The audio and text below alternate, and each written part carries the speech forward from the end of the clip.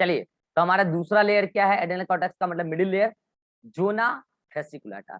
और ये क्या रिलीज करता है? Group of hormones known as glucocorticoids. चलो बताओ, ग्लूकोकोर्टिकॉइड्स का main hormone Jyoti, main famous example, जल्दी। हाँ, कॉर्टिसोल।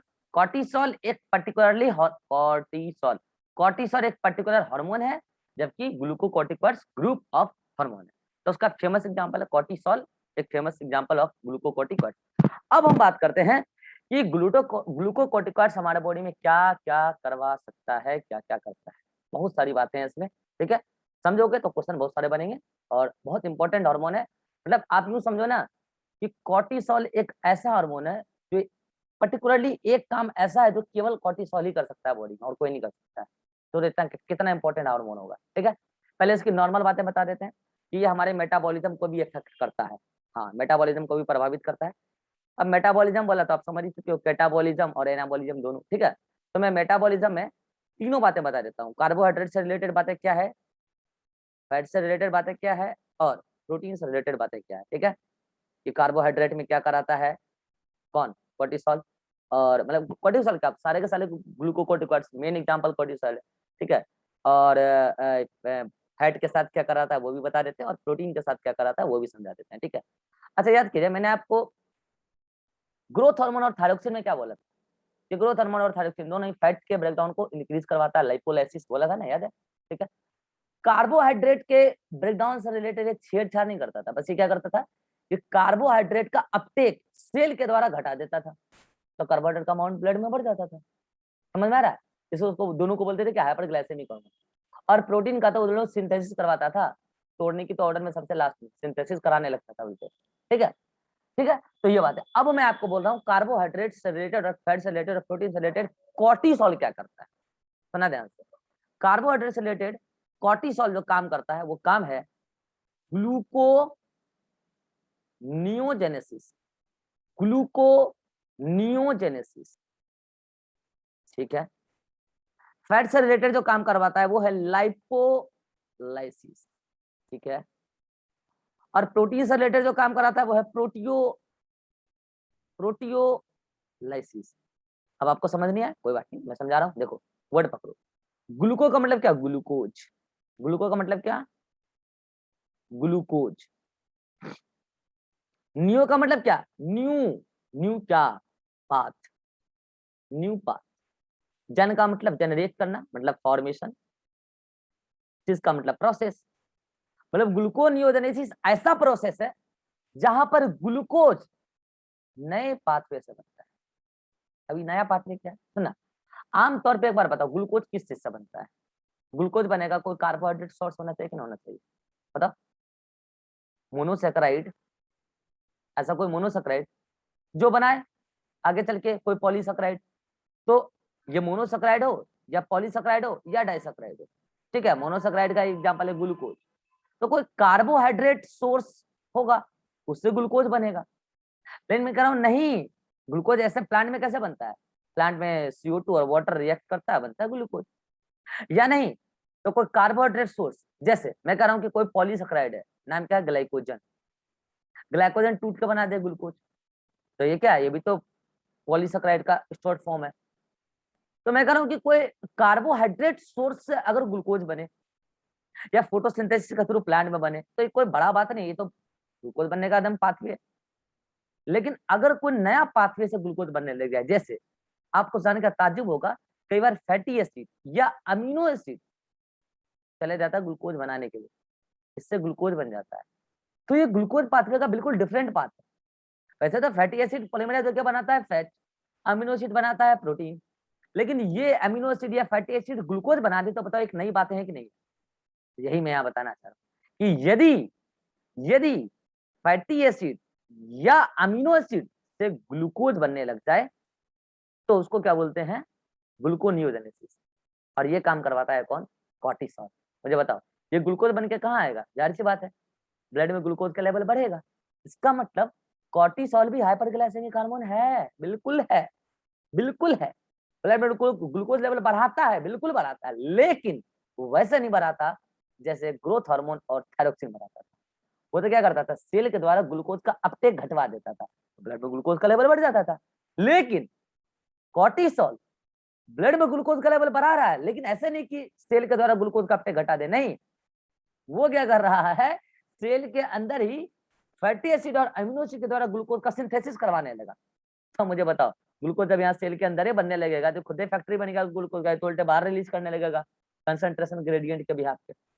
तो ये हुआ ब्लड में ग्लूकोज लेवल बढ़ाने का तरीका, किसका, कॉर्टिसोल का। चलो ग्लूकोज से रिलेटेड तो काम हो गया। अब मुझे एक बात बताओ, आपको ऐसा नहीं लगता है सेल में क्या अमीनो एसिड और फैटी एसिड इतना बेरोजगार है कि प्रोटीन नहीं बना के ग्लूकोज बनाने लगेंगे? नहीं, आपको लगता है ऐसा कभी? है मतलब फैटी एसिड और अमीनो एसिड इतना बेरोजगार कि अपना पॉलीमर छोड़ के दूसरे का चीज बनाएंगे, अपना चीज छोड़ के दूसरे का चीज बनाएंगे? आप सोचो, तो क्या आपको ऐसा नहीं लग रहा कि सेल में आखिर फैटी एसिड और अमीनो एसिड कहां से आ गया? तो क्या थोड़ा सा इंटर कॉल आ गया ना, इंटरनेट कनेक्शन ही हो गया। हाँ ठीक है। हाँ, तो मैं कह रहा हूँ कि आपको ऐसा नहीं लग रहा कि सेल में आखिर फैटी एसिड और अमीनो एसिड ऐसा कहां से आ गया, इतना ज्यादा कहां से आ गया कि ग्लूकोज बनने लग गया उससे? तो आता नहीं है, लाया जाता है। कैसे लाया जाता है, सुनना। जो सेल के अंदर स्टोर्ड फैट है, बहुत सारे सेल के अंदर होता है स्टोर्ड फैट, उस फैट को तोड़ दिया जाता है। क्या बोल रहा हूं मैं? फैट को तोड़ दिया जाता है। फैट टूटेगा तो क्या मिलेगा, फैटी एसिड मिलेगा। और ये काम खुद कोर्टिसोल ही करता है। और अब इस फैटी एसिड को ग्लूकोज बनाने में काम में ले लिए जाते हैं। इवन पता है, सेल के अंदर कुछ ऐसे प्रोटीन होता है जिसका काम ही नहीं होता है, स्टोर्ड प्रोटीन रखा हुआ है, तो काम ही नहीं। तो उस प्रोटीन को, जो सेल के अंदर प्रोटीन रखा हुआ है जिसका कोई भी पर्टिकुलर वर्क नहीं है, एक्सेस अमाउंट, उस प्रोटीन को तोड़ देता है कोर्टिसोल। क्या मिलेगा तोड़ने पे? Amino acid. और उस अमीनो एसिड से क्या करता है, ग्लूकोज बना देता है। यानी कि ये तीनों बातें आपस में कोरिलेटेड है। अगर लाइपोलाइसिस होगा तो लिपिड टूटेगा, फैट टूटेगा तो फैटी एसिड मिलेगा। प्रोटियोलाइसिस होगा तो प्रोटीन टूटेगा तो अमीनो एसिड मिलेगा। और इस प्रोटीन के टूटने और फैट के टूटने से फैटी एसिड और अमीनो एसिड जो मिला, इससे ग्लूकोनेओजेनेसिस चला के ग्लूकोज बनाने लगेगा कौन, कोर्टिसोल। तो बताओ मेटाबॉलिज्म पे क्या प्रभाव है कोर्टिसोल का, समझ में आ गया? ठीक है। अब एनसीईआरटी ने यहाँ पे हल्के से एक लाइन लिखी जो बच्चे कंफ्यूज हो जाते हैं, सुन के। क्या लिखा, सुनना ध्यान से। एनसीईआरटी ने लाइन लिखा है, cortisol inhibit cellular Uptake of amino acid, cellular Uptake of amino acid. मैं बताऊं, ये लाइन अच्छे अच्छे को पल्ले नहीं पड़ती है, लोग कंफ्यूज हो जाते हैं इस लाइन को पढ़ के। आप भी हो जाओगे एग्जाम में, विश्वास नहीं होगा ये बात कि सेल के द्वारा अमीनो एसिड अपटेक को घटा दिया। हाँ घटा दिया, कॉर्टिसोल ऐसा करता है। अब मैं आपको एक फंडा देता हूँ, फंडा, इसको मिटाओ पहले। फंडा दूं, एक फंडा, फंडा समझो पहले। इस लाइन को समझने के लिए मैं आपको एक कंसेप्ट देता हूँ पहले, ठीक है। मान लो कि ये कोई सेल है, ठीक है। मैं कह रहा हूँ कि ये सेल प्रोटीन का सिंथेसिस करवाता है। क्या बोल रहा हूँ मैं, प्रोटीन का फॉर्मेशन कराता है। तो बताओ ये ज्योति, प्रोटीन का मोनोमर क्या है? माइक ऑन करो ज्योति, ज्योति माइक ऑन करो और ऑन ही रहेगा। ज्योति,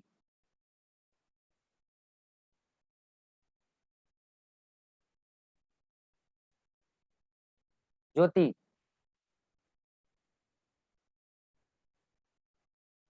हाँ सर, क्या बोले? ये अभी क्लास में नहीं थी। अभी हम कितने बार ज्योति बोले हैं?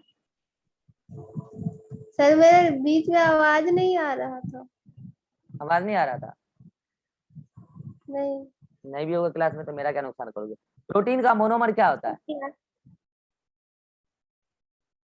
प्रोटीन का मोनोमर प्रोटीन क्या? का हाँ मोनोमर जल्दी बोलो। Amino acid. अमीनो एसिड, ठीक है। अब मुझे बताओ, अगर प्रोटीन का सिंथेसिस हो रहा है तो कई सारे अमीनो एसिड को जोड़ा जाएगा। यस।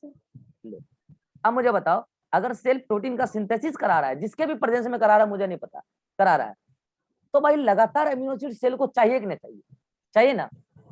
अगर प्रोटीन का यस। सिंथेसिस करा रहा है तो बताओ, सेल के द्वारा, सेल के द्वारा अमीनो एसिड का अपटेक बढ़ जाएगा कि घट जाएगा? अगर अंदर फॉर्मेशन चल रहा है प्रोटीन का, बोलो जल्दी से। अपटेक इनहांस हो जाएगा, बढ़ जाएगा। बढ़ जाएगा, ठीक है। ऐसा कराने वाला कौन है पता है? 2 हार्मोन जो आप पहले पढ़ चुके हो, ग्रोथ हार्मोन एंड थायरोक्सिन। याद आया?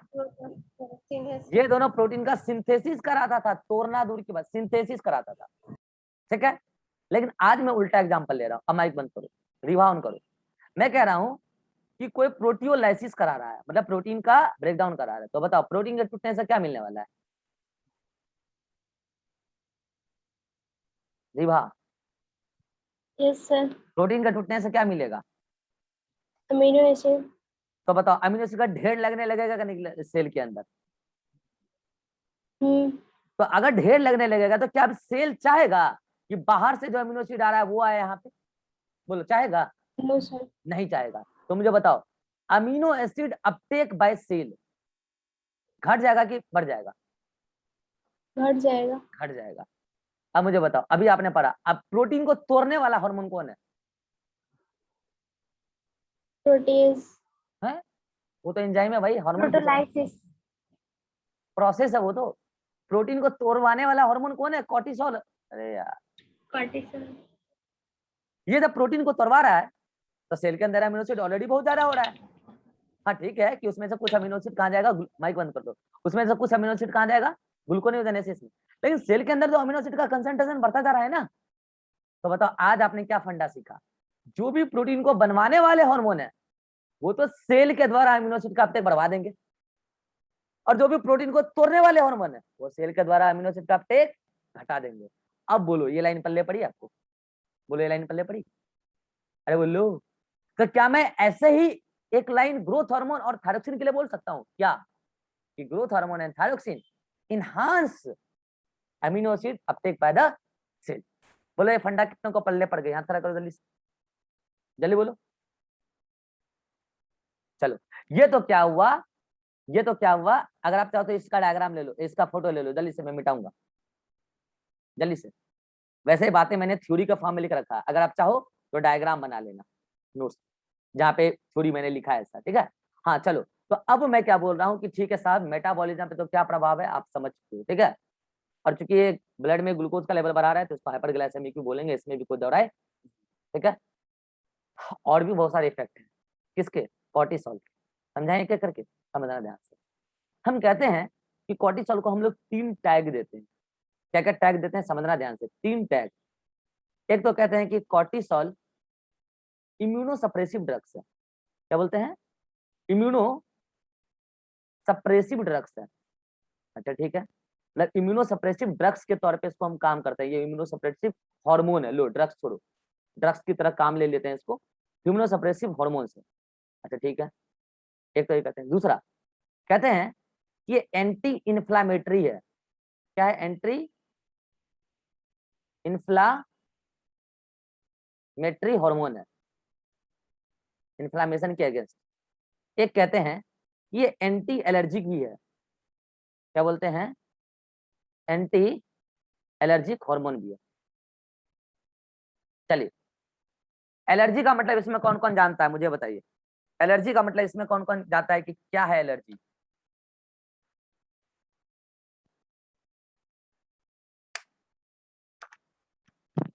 अतीक बताओ।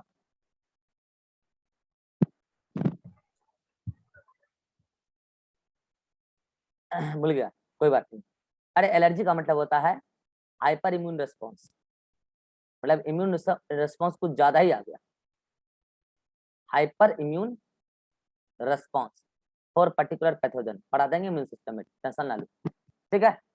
चलो अब मैं समझा रहा हूँ कि ये कॉर्टिसोल के लिए 3 वर्ड यूज करते हैं। एक बार पता है आपको, कॉर्टिसोल हमारे बॉडी में डब्ल्यूबीसी के प्रोडक्शन को घटाता है। क्या बोला मैंने?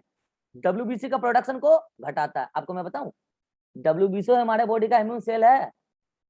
डब्ल्यूबीसी हमारे बॉडी का इम्यून सेल है। मेन सारे के सारे डब्ल्यूबीसी हमारे बॉडी के इम्यून सिस्टम को संभालते हैं। पूरा डिटेल में पढ़ाएंगे आपको इम्यूनिटी। हमारे बॉडी के मेन इम्यून सेल कौन है? डब्ल्यूबीसी है। उसका बहुत सारे वैरायटी है। और आपको पता है डब्ल्यूबीसी में एक डब्ल्यूबीसी है बी सेल, बी लिम्फोसाइट, वो बनाता है एंटीबॉडी। तो मुझे एक बात बताओ, अगर डब्ल्यूबीसी का अमाउंट घट जाएगा तो एंटीबॉडी का भी तो अमाउंट घट जाएगा ना यार, अरे बोलो ना। क्योंकि डब्ल्यूबीसी उसमें से एक सेल है बी लिम्फोसाइट, वही बनाता है एंटीबॉडी। जब WBC का ही अमाउंट घट जाएगा तो एंटीबॉडी का भी अमाउंट घट जाएगा, आईजी का मतलब एंटीबॉडी, उसका भी अमाउंट घट जाएगा। तो मुझे बताओ इम्यून सिस्टम सप्रेस हो जाएगा क्या नहीं हो जाएगा, बोलो बात सही है कि नहीं, इम्यून सिस्टम सप्रेस हो जाएगा। तो चूंकि WBC और एंटीबॉडी का प्रोडक्शन को घटवाता है कौन, कॉर्टिसोल, इसीलिए इम्यूनो सप्रेसिव हार्मोन कहलाता है। और पता है यही कारण है कि हम लोग इम्यूनो सप्रेसिव ड्रग्स के तौर पर कॉर्टिसोल को यूज करते हैं, कॉर्टिसोल हार्मोन। बाकी कुछ प्लांट प्रोडक्ट भी है, ठीक है, एनिमल प्रोडक्ट भी है, वो सब बाद में बात करेंगे। ऐसा हार्मोन जो इम्यूनो सप्रेसिव ड्रग्स के तौर पर यूज किया जाता है वो है कॉर्टिसोल। क्यों भाई, वो WBC का प्रोडक्शन को घटा देगा, एंटीबॉडी का प्रोडक्शन को घटा देगा, इम्यून रिस्पॉन्स घट जाएगा। बाकी इम्यूनिटी की ज्यादा चर्चा हम यहाँ नहीं करेंगे। अब मुझे एक बार बताओ, अभी मैंने आपका क्या बोला कि एलर्जी एक प्रकार का हाइपर इम्यून रिस्पॉन्स है। अरे भैया नॉर्मल इम्यून रिस्पॉन्स तो घट रहा है, हाइपर इम्यून रिस्पॉन्स कहाँ से आएगा भाई, समझ रहे हो मेरी बात। तो मुझे बताओ ये एंटी एलर्जी की है कि नहीं है, बोलो। इन्हीं कारणों की वजह से ये इम्यूनो सप्रेसिव भी हुआ और इन्हीं कारणों की वजह से ये एंटी एलर्जिक भी हो गया कि नहीं हो गया भाई। नॉर्मल इम्यून रिस्पॉन्स तो आ नहीं रहा, इम्यून सप्रेस हो गया, और हाइपर इम्यून रिस्पॉन्स कहां से आएगा, तो एंटी एलर्जिक भी हो गया। यस और नो। अब कह रहे हैं हम एंटी इन्फ्लामेटरी। देखो इन्फ्लामेशन में भी किसका रोल होता है, WBC का ही रोल होता है, और एक मास्ट सेल का भी रोल होता है। किसका, मास्ट सेल। इन्फ्लामेशन के दौरान हिस्टामिन रिलीज होता है, ठीक है, इन्फ्लामेशन के दौरान वो क्या करता है, ब्लड वेसल्स को डायलेट करता है, कौन, हिस्टामिन। उससे क्या होता है, जो WBC होती है वो ब्लड में जो फ्लो कर रही थी वो ब्लड वेसल्स में उस जगह स्टे कर जाती है। ये पूरा मैं आपको पढ़ा दूंगा जब इन्फ्लामेशन पढ़ाऊंगा डिजीज में, ठीक है। तो मैं बस इतना कहना चाह रहा हूं कि इन्फ्लामेशन में दोनों रोल प्ले करता है, एक तो WBC और एक मास्ट सेल, मास्ट सेल, ठीक है। अब मुझे बताओ, अभी मैंने आपको बोला ना WBC का प्रोडक्शन घटा देता है कौन, ये कॉर्टिसोल। दूसरा मास्ट सेल से रिलीज होने वाले हिस्टामिन, हिस्टामिन एक केमिकल होता है, हिस्टामिन का भी सिक्रीशन घटा देता है कौन, कॉर्टिसोल। अब मुझे बताओ WBC का प्रोडक्शन भी घट गया, मास्ट सेल का भी प्रोडक्शन घट गया, इसी दोनों की वजह से इन्फ्लामेशन होता है बॉडी में। इन्फ्लामेशन नहीं होगा तो मुझे बताओ एंटी इन्फ्लामेटरी भी हो गया कि नहीं हो गया, जल्दी बोलो। तो क्या ये 3 टैग कॉर्टिसोल को क्यों मिला है, बात समझ में आया, जल्दी बोलो। WBC का प्रोडक्शन घट जाता है, एंटीबॉडी का प्रोडक्शन घट जाता है, इन दोनों की वजह से हमने बोला इम्यूनो सप्रेसिव और एंटी एलर्जी। और WBC का प्रोडक्शन घटा और मास्ट सेल का भी प्रोडक्शन घट गया, इसकी वजह से क्या बोला, एंटी इन्फ्लामेटरी। और इन तीनों कारणों की वजह से ये सब कुछ इम्यून सिस्टम से रिलेटेड है। इन तीनों कारणों की वजह से हम कहते हैं कि cortisol keep immune system under the check, under the check. बोलो ये बात कितनों को समझ में आ गई, अतीक समझ में आया, जल्दी बोलो। Yes sir. सर एक डाउट। हाँ क्या डाउट है, बोलो। मतलब वो वाला फिर से बता दिया, anti inflammatory hormone mast cell histamine secrete करता है ना। हाँ तो मास्ट सेल WBC और मास्ट सेल, अरे भाई मैं कह रहा हूँ हिस्टामिन सीक्रेट होता है तो ब्लड वेसल्स डायलेट होता है हिस्टामिन के सीक्रेशन से, ठीक है। और ब्लड वेसल जब डायलेट होता है तो WBC जाके वहां पे अटैच करता है ब्लड कैपिलरी से इन्फ्लामेशन के दौरान, ठीक है। तो दोनों का रोल दिख रहा है। अब पूरा इन्फ्लामेशन तो अभी यहाँ पढ़ाएंगे नहीं, टाइम वेस्ट हो जाएगा, तो दोनों का रोल दिख रहा है। तो हम कह रहे हैं WBC ऑलरेडी अपना अमाउंट कम कर चुका है, कॉर्टिसोल की वजह से प्रोडक्शन कम हो रहा है। दूसरा हिस्टामिन जो ब्लड वेसल्स को डायलेट करता था वो भी कम आ रहा है, कुल मिलाकर इन्फ्लामेशन होगा ही कॉर्टिसोल की प्रेजेंस, समझ में आया? इसलिए एंटी इन्फ्लामेटरी है। हाँ ज्योति कोई डाउट है? No sir. Ribha? No sir. चलिए तो ये तो 3 टैग हो गया। अब दूसरा अगला देखो, एक और टैग दिया है किसको, इस कॉर्टिसोल को। एक क्या टैग दिया पता है, कॉर्टिसोल को बोलते हैं लाइफ सेविंग हार्मोन। क्या बोलते हैं, लाइफ सेविंग हार्मोन। 2 बातें ध्यान रखना, 2 बातें। स्ट्रेस 2 प्रकार का होता है, क्या बोल रहा हूं मैं, स्ट्रेस 2 प्रकार का होता है। एक होता है शॉर्ट टर्म और एक होता है लॉन्ग टर्म। कल आपका एग्जाम है, आपको सकता है स्ट्रेस हो रहा हो, शॉर्ट टर्म है, एग्जाम होगा खत्म, उससे भी बड़ा स्ट्रेस मान लो, चलो रिजल्ट आने वाला है, रिजल्ट आएगा 1-2 दिन टेंशन होगा खत्म। ये लॉन्ग टर्म नहीं है, शॉर्ट टर्म है स्ट्रेस। ये एक साइकोलॉजिकल स्ट्रेस है, फिजिकल स्ट्रेस नहीं है, ये साइकोलॉजिकल स्ट्रेस है। आप चाहो कि रिजल्ट से हमें कोई फर्क नहीं पड़ता है, आप मोटिवेट कर लो अपने आप में, single piece of paper can't decide our future. अंदर से मोटिवेटेड हो तो रिजल्ट में फेल हो जाएगा तो कोई टेंशन नहीं होगा। एक साइकोलॉजी सेट कर लिया आपने, single piece of paper can't decide our future. अब क्या कर लेगा भाई स्ट्रेस, शॉर्ट स्ट्रेस भी नहीं होगा, फिर तो स्ट्रेस नहीं है फिर तो। अगर स्ट्रेस है भी तो रिजल्ट आएगा जब यहाँ पे मोटिवेट करोगे कि लाइफ में अगला एग्जाम फोड़ देंगे पकड़ के। तो शॉर्ट टर्म था भाई। तो शॉर्ट टर्म स्ट्रेस में आपके बॉडी को हैंडल किया एड्रेनलिन, लेकिन अगर लॉन्ग टर्म स्ट्रेस आ गया, कोई फिजिकल इंजरी हो गई, हाथ पांव टूट गए, कुछ हो गया, एक्सीडेंट हो गया भाई, वो फिजिकल स्ट्रेस हो गया, ठीक है, या फिर कोई बड़ा हादसा हो गया, आपका अपना बेटा एक्सीडेंट में मर गया, आपके अपने पिताजी, मतलब किसी के साथ ऐसा कुछ हो नहीं, कुछ बुरा हो गया, ठीक है, तो अब वो आप 1-2 दिन में नहीं भूलोगे, कम से कम 4-5 साल तक आपको उनकी यादें आती रहे। और ये एक लंबा स्ट्रेस, बहुत बड़ा टेंशन आपके सर पे, ठीक है, एक लंबा स्ट्रेस है। तो अब क्या होगा, उस समय एड्रेनलिन से काम नहीं चलेगा, क्योंकि एड्रेनलिन तो कुछ समय के लिए आता है ना, तब आपके बॉडी को उस कंडीशन में कौन बताएगा, कॉर्टिसोल। तो होता क्या है, जब लॉन्ग स्ट्रेस आता है तो आपका हाइपोथैलेमस, कौन, आपका हाइपोथैलेमस एक्टिव हो जाता है, और हाइपोथैलेमस क्या रिलीज कर देता है, सुना ध्यान से, हाइपोथैलेमस रिलीज कर देता है कॉर्टिकोट्रोपिन रिलीजिंग हार्मोन, और ये हार्मोन जाके एक्ट कर देता है पता है कहाँ, एंटीरियर पिट्यूटरी पे, कहाँ एक्ट कर देता है, एंटीरियर पिट्यूटरी पे, एंटीरियर पिट्यूटरी रिलीज कर देता है पता है क्या, उसके रेस्पॉन्स में ACTH, एडिनोकोर्टिकोट्रोपिन, ACTH, एडिनोकोर्टिकोट्रोपिन हार्मोन, और ये एक्ट कर जाता है कहाँ, एड्रिनल कॉर्टेक्स के, खासकर कहाँ, जोना फेसिकुलाटा पे, कौन, ACTH, मैंने कहा ना मेनली में एक्ट करता है, और ये क्या रिलीज कर देता है, कॉर्टिसोल, ये रिलीज करता है कॉर्टिसोल। और ये आपको ट्रॉमा कंडीशन में आपके बॉडी को जो पार्ट इंजर्ड हुआ है, जो पार्ट डैमेज हुआ है, उस ट्रॉमा कंडीशन में आपको बचाना। जैसे मैंने बोला कि आपको देखो, वो जो साइकोलॉजिकल वाले लॉन्ग स्ट्रेस है, मैं उसकी चर्चा ज्यादा है नहीं करूंगा, क्योंकि उसमें बहुत सारी बातें साइकोलॉजी से रिलेटेड आ जाएगी, मैं उसको नहीं छेड़ूंगा। चलो मैं छेड़ता हूँ कि आपका एक्सीडेंट, ठीक है, ऐसा एक्सीडेंट हो गया कि मान लो कि आपका एक किडनी भी डैमेज हो गया एक्सीडेंट, ठीक है, तो अब डॉक्टर क्या चाह रहे हैं कि अभी तत्कालिक आपको दूसरे का ब्लड चढ़ा दें, या तत्कालिक किडनी ऐसा लगा दें जो रिजेक्ट ना हो। तो इस कंडीशन में पता है क्या होता है, एकदम तत्कालिक इमरजेंसी ट्रॉमा कंडीशन है, इस कंडीशन में बॉडी को हैंडल करना है, तो कॉर्टिसोल का इंजेक्शन लगा है। इससे क्या होता है ना, पर्सन अभी तत्कालिक अपने इम्यून सिस्टम को क्या कर लिया, सप्रेस कर लिया, यस और नो, क्योंकि अगर कॉर्टिसोल डालेंगे तो इम्यून सिस्टम सप्रेस होगा कि नहीं होगा, होगा ना। अब अभी उसका इम्यून सिस्टम सप्रेस है, उसके अंदर किसी का भी ब्लड डाल दो इम्यून सिस्टम रिजेक्ट नहीं करेगा, किसी का भी ऑर्गन डाल दो इम्यून सिस्टम रिजेक्ट नहीं करेगा, और जब तक दूसरे का ब्लड अरेंज हो जाएगा तब तक में कॉर्टिसोल का प्रभाव खत्म हो जाएगा, तो आप इंजेक्शन ठोक दो। और अगर इंजेक्शन नहीं ठोको, मान लो अभी तुरंत एक्सीडेंट हुआ है, तो आपका इम्यून सिस्टम तत्कालिक ऑटोमेटिकली भी उसको क्या करता है, अंडर द कंट्रोल ले लेता है इम्यून सिस्टम को, कौन, कॉर्टिसोल। तो ये कॉर्टिसोल क्या कर रहा है, ट्रॉमा कंडीशन में आपको बचा रहा है, जानबूझ के इम्यून सिस्टम को क्या कर रहा है, सप्रेस कर रहा है। ट्रॉमा कंडीशन समझ, इमरजेंसी कंडीशन, अरे रोग वगैरह अचानक से नहीं होता है, एक्सीडेंट अचानक से होता है, रोग तो लंबा प्रोसेस चलता है ना, तो रोग मतलब कि एक्सीडेंट अचानक से, तो उस समय इम्यून सिस्टम जानबूझ के आपके बॉडी के इम्यून सिस्टम सप्रेस हो जाते हैं कॉर्टिसोल की वजह से। अगर और सप्रेस करना है तो कॉर्टिसोल का इंजेक्शन ठोक दो, आता है मार्केट में मिलता है, ठोक दो, तो क्या हो जाएगा, वो इम्यून सिस्टम पूरी तरीके से सप्रेस हो जाएगा, किसी का भी ब्लड डाल दो तत्कालिक काम हो जाएगा, फिर तब तक में ब्लड ढूंढ लेंगे सेम ब्लड ग्रुप का। तो बताओ लाइफ को सेव किया कि नहीं किया ट्रॉमा कंडीशन में, तो समझ में आया इसको लाइफ सेविंग हार्मोन क्यों बोले, बोलो ज्योति, समझ में आया,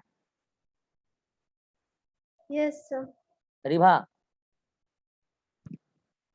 yes sir, Atiq, yes sir. अब आप बोलोगे सर ऐसे तो कॉर्टिसोल आता रह जाएगा, नहीं, जब इसका एक्सेस सिक्रीशन हो जाएगा ना, तो ये हाइपोथैलेमस और एंटेरियर पिट्यूटरी दोनों को नेगेटिव फीडबैक देके बोलेगा आप बस करो, तो ये बंद, ये बंद, ये बंद, नेगेटिव फीडबैक देता है, ठीक है। चलिए, तो ये तो एक टैग और क्या होगा, लाइफ सेविंग हार्मोन भी, ठीक है। अब चलिए एक और बात आपको बता देते हैं कि कॉर्टिसोल के हाइपो और हाइपर सिक्रीशन से क्या होता है। आपकी एनसीईआरटी ने केवल हाइपो सिक्रीशन डिस्कस कर लिया, अरे कॉर्टिसोल है ना ये रहा, लेकिन हाइपर सिक्रीशन को डिस्कस नहीं किया, ठीक है। अब मुझे बताना, अगर कॉर्टिसोल का हाइपो, पहले एक बार बताओ ये सारी बातें समझ में आ गई, अरे जल्दी बोलो, स्क्रीनशॉट लो जल्दी से, जल्दी से स्क्रीनशॉट लो, नहीं तो गुजर हो जाएगा डायग्राम में, यहाँ पे क्या क्या लिख दूंगा। चलो इन बातों को पहले मैं एक बार नोटबुक से दिखा देता हूँ।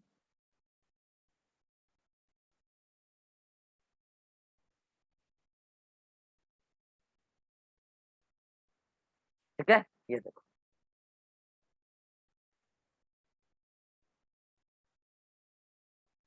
ये देखो मैंने पूरी बातें यहाँ पे ऐड कर दी है, लिख दी है, समझा देता हूँ मैं एक बार। ग्लूकोकोर्टिकॉइड का मेन हार्मोन कॉर्टिसोल, ठीक है, keep the immune system under the check. क्यों भाई, ये तीन बातें, immunosuppressive, anti inflammatory, anti allergic, कहते हैं इन्हीं कारणों की वजह से, ठीक है। ये तीन तीन मतलब कि इम्यून सिस्टम को अंडर द चेक रखता है, इसीलिए क्या बोलते हैं इसको, तीन वर्ड दिए दिए हुए हैं। तो अंडर द चेक कैसे रखता है, तीन तरीके से, डब्ल्यूबीसी का प्रोडक्शन घटाता है, एंटीबॉडी का प्रोडक्शन घटाता है, और हिस्टामिन का मास्ट सेल के द्वारा सेक्रेशन घटाता है। उसको ट्रॉमा कंडीशन मतलब एक्सीडेंट कंडीशन में लाइफ सेविंग हार्मोन कहते हैं। कैसे, समझा रखा है, पूरा एकदम समझा रखा है डिटेल में, ठीक है। अच्छा, इस पे कैसे प्रभाव डालता है, अच्छा एक बात तो बताने भूल गया मैं, कॉर्टिसोल आपका बीएमआर भी रेगुलेट करता है। और वही बात, अगर बीएमआर को रेगुलेट करता है मतलब बीएमआर को बढ़ाता है, तो वही बात, बीएमआर बढ़ाता है मतलब ऑक्सीजन कंजम्पशन बढ़ेगा कि ना बढ़ेगा। अरे दूसरी बात देखो भाई, अगर फैट को ब्रेक डाउन कराना है तो फैट को ब्रेक डाउन कराने वाले बीएमआर को तो रेगुलेट करते ही करता है, अच्छा खासा फैट को ब्रेक डाउन करा देता है। फैट को ब्रेक डाउन कराने के लिए O2 चाहिए, O2 चाहिए तो O2 कंजप्शन के लिए हार्ट बीट रेट बढ़ेगा, ब्रीदिंग रेट बढ़ेगा, और आरबीसी का प्रोडक्शन भी बढ़ेगा। ये बात मैंने पहले समझाया कि नहीं समझाया, एक दिन बोलो जल्दी से। अरे कैलोरीज एंड इफेक्ट में समझाया ना, बीएमआर को बढ़ाता है तो कैलोरीज एंड इफेक्ट को भी प्रभावित कर रहा है कि नहीं कर रहा है, ठीक है। चलो ये सब बात मैंने समझा दिया, ये सारा बात समझा दिया। अब यहीं पे देखो लिखा है, अब लिखने की जरूरत नहीं है, मैं समझा देता हूँ कि इसके एक्सेस सिक्रीशन से क्या होगा और इसके हाइपो, आपकी एंजाइटी का हाइपो सिक्रीशन डिस्कस कर रखा है, ठीक है। एक बात बताओ मुझे, हाइपो सिक्रीशन को ही बोलते हैं एडिशन डिजीज, क्यों बोलते हैं, एक साइंटिस्ट हुआ करते थे जिनका नाम था थॉमस एडिसन। क्या नाम था, थॉमस एडिसन। थॉमस एडिसन साहब ये फादर ऑफ एंडोक्राइनोलॉजी भी माने जाते हैं, ध्यान रखना है, जनरल नॉलेज का क्वेश्चन। इन्होंने क्या किया, काल गाय के बच्चे में, ठीक है, उनमें क्या किया इन्होंने, एड्रिनल कॉर्टेक्स को किसी तरीके से खुरच के डिस्ट्रॉय कर दिया, बर्बाद कर दिया एड्रिनल कॉर्टेक्स को। और फिर उन्होंने स्टडी किया, देखा कि उसका बीपी लो हो गया, बहुत कमजोर हो गया, वो तुरंत थक जाता था, और उसके स्किन के जो कलर है बहुत एकदम डार्क होने लगे, एक्सेस पिगमेंट आने लगा, उसको बोलते हैं bronze skin colour, bronze colour का स्किन देखने लगा। अब जब उन्होंने स्टडी किया तब उनको पता चला अरे साले ये सारे तो कॉर्टिसोल का काम। बताओ कॉर्टिसोल बीपी को बढ़ाता है कि ना बढ़ाता है, बढ़ाता है ना। कॉर्टिसोल अगर आपके बॉडी में ज्यादा से ज्यादा ग्लूकोज बनाएगा, ब्लड में ग्लूकोज आएगा, तो कुल मिला के हाइपरग्लाइसेमिक होगा।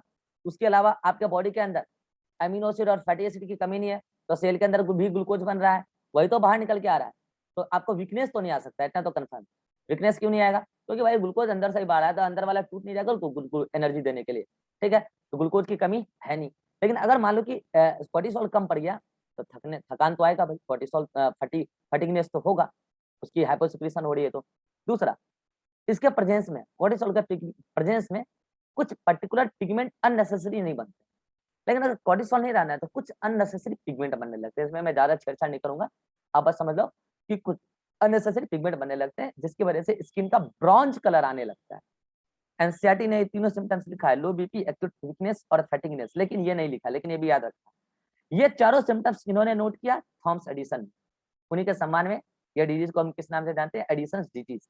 अदरवाइज ये क्या है, तो ये एडिसन कौन है, फादर ऑफ एंडोक्राइनोलॉजी, ठीक है, वही है एंडोक्राइनोलॉजी के फादर, ये बात ध्यान रखिएगा। तो एडिसन डिजीज क्या है, हाइपोसिक्रेशन ऑफ कॉर्टिसोल, ये तो हाइपो हो गया, अब आते हैं हाइपर, एक्सेस सिक्रेशन। इसमें क्या होता है, इसको बोलते हैं हम लोग कुशिंग डिजीज। इसमें क्या होता है, मुझे बता, अगर कॉर्टिसोल ज्यादा ही आने लग गया, एक्सेस कॉर्टिसोल आने लगा, तो पता है इसमें क्या होता है, बॉडी में एक्सेस फैट का डिपोजिशन। मीटिंग खत्म हो गया क्या, मीटिंग खत्म हो गया या फिर ये स्लाइड शॉर्ट नहीं हो रहा है, एक सेकंड रुक जाओ। टाइम है 10 मिनट। तो ये स्लाइड तो आउट क्यों हो गया, एक मिनट रुक जाओ, लेते हैं फिर से।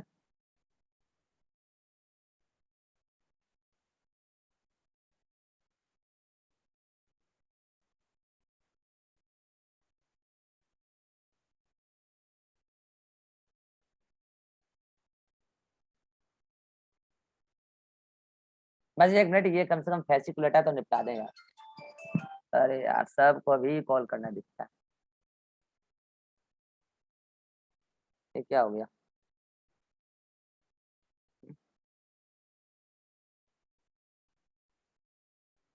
मेरे स्लाइड पे नहीं आ रहा, आप लोग के स्लाइड पे आ रहा है ना, Yes, यस sir. आपकी स्लाइड पे।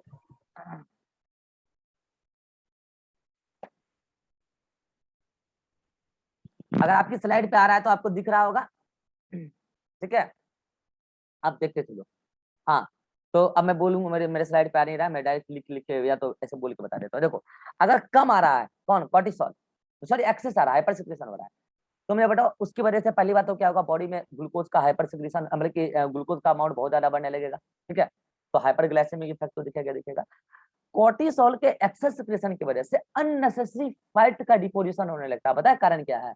एक्सेस कॉर्टिसोल है ना, वो फैट को अननेसेसरी तोड़ने लगेगा ज्यादा से ज्यादा, तो उससे अगर ग्लूकोज बन गया तब तो हाइपरग्लाइसेमिक इफेक्ट, और अगर ग्लूकोज नहीं बना तो मुझे बताओ फैट टूट के दोबारा फैटी एसिड मिलेगा और उससे दोबारा फैट बन सकता है कि नहीं बन सकता है? बिल्कुल बन सकता है। और बॉडी में अननेसेसरी फैट का डिपोजिशन होने लगेगा अनयूजुअल एरिया। जैसे मान लो कि वैसे फैट का डिपोजिशन कहाँ होता है? ब्रेस्ट में होता है, कुछ स्टमक के अपर पार्ट में होता है, सब में होता है, गर्दन में होने लगेगा, है इस फेस वगैरह में होने लगेगा, मुंह एकदम बड़ा, ये सब फुल जाएगा, मुंह एकदम बड़ा सा लगेगा, ये मतलब कि फेस, और मुंह एकदम छोटा हो जाएगा, फुल फाल के एकदम बराबर हो जाएगा, गर्दन फुल जाएगा पूरा का पूरा, उसको बोलते हैं कुशिंग डिजीज। कॉर्टिसोल का एक्सेस सिक्रेशन हो गया, एकदम मुंह लगेगा एकदम चांद जैसा गोल मटोल, गोलू मोलू लगेगा। ठीक है, या मछली जैसा लगेगा, फिश के जैसा। क्यों भाई? मछली का देखना एकदम मुंह का खुला रहता है, ये फेस, लेकिन एकदम माउथ का आता है एकदम छोटा सा होता है, मछली के जैसा मुंह लगेगा, उसको फिश हाउस फेस भी कहते हैं, या मून फेस। और ये तो ये है नेक वाला पार्ट, ये लगेगा जैसे कि बफेलो वगैरह में हम्प नहीं होता, यहाँ पे गर्दन उठा हुआ लगता है, ये पूरा का पूरा गर्दन उठा हुआ जैसा लगने लगेगा, फैट का एक्सेसिव पोजीशन हो गया वहां। तो ये सिम्टम्स किसके हैं? हाइपर सिक्रेशन के। ये आपसे कोई पूछेगा नहीं, हाइपर सिक्रेशन का इफेक्ट एनसीईआरटी में डिस्कस नहीं है, लेकिन मैंने फिर भी बता दिया, हाइपो सिक्रेशन का डिस्कस किए गए। ठीक है, चलिए, तो this is all about zona fasciculata. Time बहुत हो चुका है, तो बेटर होगा कि मैं जोना रेटिकुलाटा कल ही बता दूं, चलेगा? चलिए कल बता देंगे जोना रेटिकुलाटा क्या है, जोना फेसिकुलाटा पढ़ लीजिएगा। अब आ जाइए होमवर्क, एनसीईआरटी पेज नंबर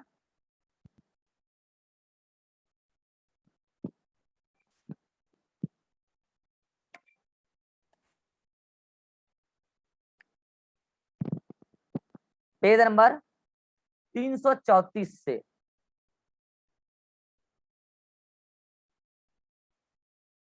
336 तक। 336 पे क्या, हेडिंग 2.22.8 के ऊपर चलेगा? अरे ठीक है, के ऊपर तक, ठीक है, इतना पढ़ लीजिएगा। ठीक है, चलिए, और इसके अलावा और बता रहे हैं, जिसका एनसीईआरटी पुराना है वो आ जाइएगा सबसे लास्ट, एनसीईआरटी पेज नंबर 346 पर सप्लीमेंट दिया होगा, उसके सबसे नीचे ऐसे दिया होगा यूनिट 5 का सप्लीमेंट, वहां पे लिखा होगा एडिशंस डिजीज, पढ़ लीजिएगा उसको, भूल मत जाइएगा। चलिए होमवर्क का स्क्रीनशॉट ले लीजिए जल्दी से, अगर कोई डाउट है तो बोलिए। Atiq, any doubt? No sir.